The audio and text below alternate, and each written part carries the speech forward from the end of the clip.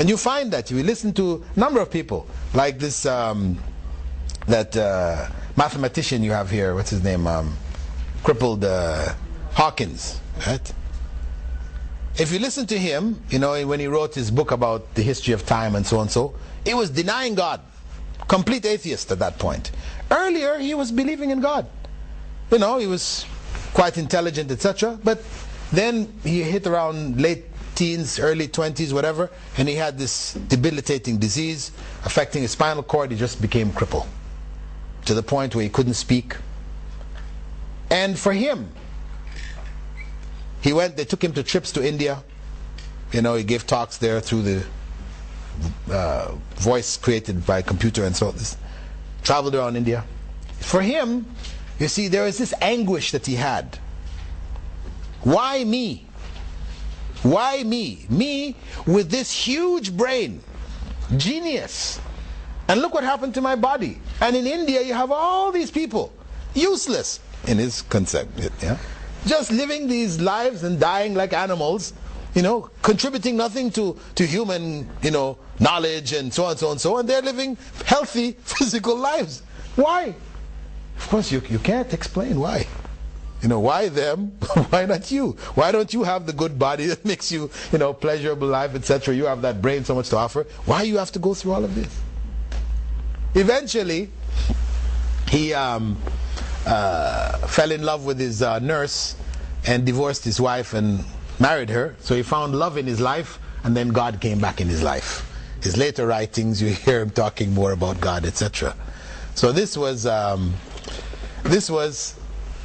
the you know, as I said, an example of atheism coming from tragedy, personal tragedy. This is what you find for most people. You look into their lives who are atheists, they will go back to some personal tragedy. So you need to get to where things have fallen apart for them and try to help them to understand that though it might seem to you to be evil, there is ultimately good in it.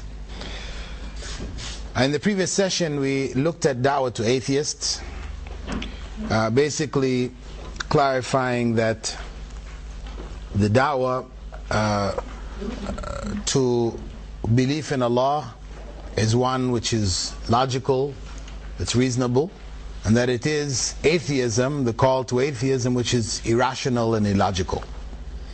And we looked at the various arguments to support it, and we also looked at the arguments of the atheists for atheism.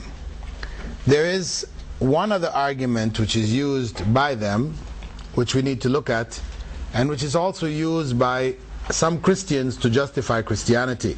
And that is the argument which Christian philosophers who were leaning to atheism threw against the Christian scholars during the Renaissance. The question was, if God is able to do all things, right? Inna Allah ala kulli shayin qadir. Can He create a stone which is too heavy for Him to lift? Right? Can He create a stone which is too heavy for Him to lift? It's good to know this one, because somebody is likely to throw it at you sometime, someplace. Right? Because it seems that you are caught in what we call catch-22. If you say, yes, He's able, because He's able to do all things, to create a stone which is too heavy for Him to lift, then you are saying that there will be things, or there can be things, which is greater than God. Right? If you say no, then you are nullifying the concept that God is able to do all things. So what is it?